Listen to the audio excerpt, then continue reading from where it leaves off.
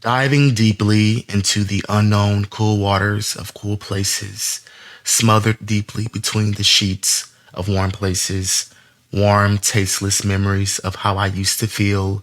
in my body with the most cases of being in love with this version in the mirror of cool faces, made in the mirror with the realism of myself, with no perfection, me, myself, and I bending in the grooves of my pelve, moving in this mood, in my mood pasted up in the highest breach of my power of tooled braces of how to unlock the gifts of my potential foot races, of getting back to this version of love and endearment with dear praises of the shadow bumping in the corners of my darkened corners, then moving fast, racist, not black or white, erase it so I can burn the light and let myself know I was there in the searchings of my truth, then gone, tasteless, my tongue of moving in the noose of my own lynching, bleeding down my neck of choice, bowed and seen in the middle of my voice, which is singing high in the heightening tone of love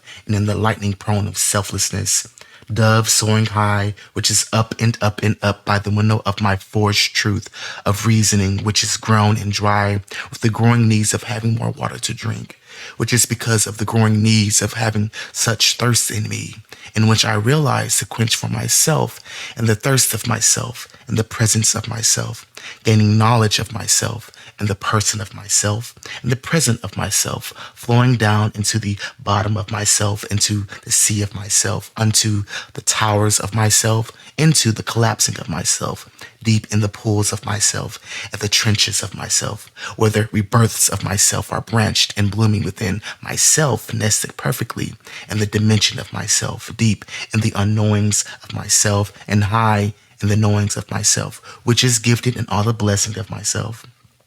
and in all the visions of myself, walking the permissions of myself, which is cradled in the heart of myself, the tenderness and sweetness and sourness of myself, and seizing it whole, all of me, in the unison of myself, in the figures of myself, ending the outings and ending the autoings of the non-serving outlets, motorless vehicles, inanimate objects, not driven by soul or by spirit, but driven by soul and by kindred, parked the root of itself by perfectly capturing the truth of itself, in the light of itself, and in the dark of itself, in the might of itself, and in the stark of itself,